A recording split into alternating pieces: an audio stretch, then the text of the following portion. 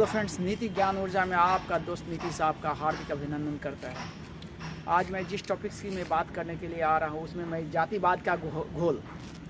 जातिवाद एक ऐसा विषम परिस्थिति हमारे समाज के लिए ला करके खड़ा कर दिया है जिसमें कि न राजनेता, न कोई शिक्षाविद, न कोई ये आम जनता या कोई गरीबी अमीरी, इतने भेदभाव से भरा हुआ है।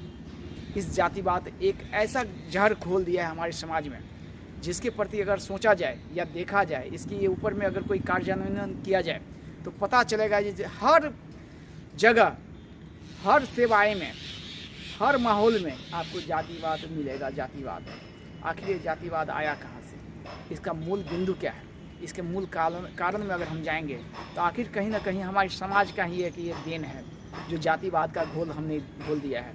ये विष कब समाप्त होगा? ये जातिवाद का जो जहर है इसको निकालने के लिए हमें कौन सा समुद्र मंथन करना पड़ेगा, मुझे भी मालूम नहीं है, लेकिन आखिर ये समाज का ही ये कहीं ना कहीं एक दीमक की तरह हमारे समाज की जड़ को खोखला करते जा रहा है।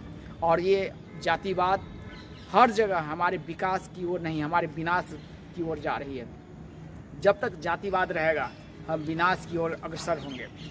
आखिर कोई भी राजनेता या कोई भी जादुई सरकार या कोई भी हमारे देश की जो समृद्ध नागरिक कहने वाले होते हैं, क्या उनके दिलो दिमाग में ये जातिवाद नहीं है क्या?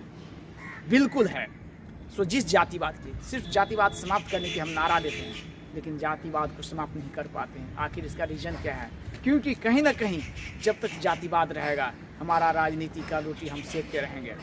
जिस दिन जातिवाद समाप्त हो जाएगा, जिस दिन हमें समरूपता, एक रूपता और निरंतर विकासवाद की अगर सोच आ जाएगी उस दिन जातिवाद समाप्त हो जाएगी। लेकिन हम जातिवाद को समाप्त नहीं होने देंगे। क्यों?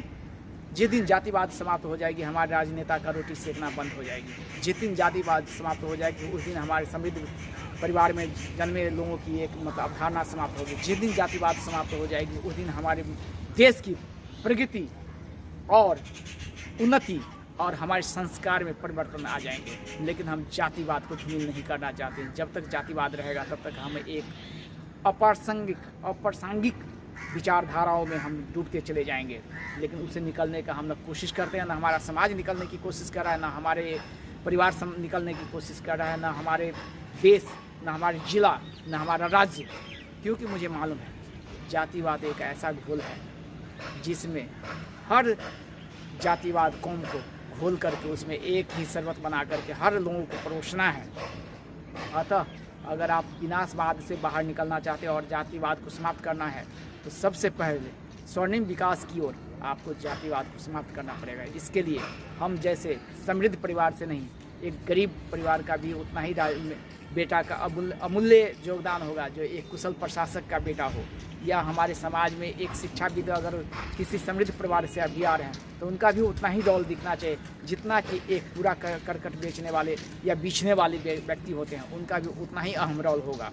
जातिवाद समाप्त हो जाएगा तो फिर ये भाईचारा का उत्थान होगा, और जिसके भाईचारा हम कहते हैं वो एक्चुअल भाईचारा नहीं है। आखिर हर समाज में, हर कौम में जातिवाद एक जहर की तरफ फैला हुआ है। इसको तब तक समाप्त नहीं किया जा सकता है जब तक कि हम मानसिक स्तर को अपनी ओर समृद्ध न कर दें। और ये मानसिक स्तर तब समृद्ध होगा जब हमारी सोच बदलाव में आएगी, हमारी सोच की बदलाव आएगी। और सोच कब बदलेगा? जब हमारा नैतिक स्तर बदलेगा। और नैतिक स्तर कब बदलेगा? जब हमारा संस्कार बदलेगा। और संस्कार कब बदलेगा? जब हमारा अपनी मानसिकता बदलेगी। अतः जातिवाद को समाप्त करना है तो इन पहलुओं को आपको हमेशा के लिए काम करना पड़ेगा। और इसकी जिस दिन अगर ये जातिवाद समाप्त होगी उस दिन हमारी भारत विकास की ओर होगा, विनाश की ओर नहीं होगा। जय हिंद, जय भारत।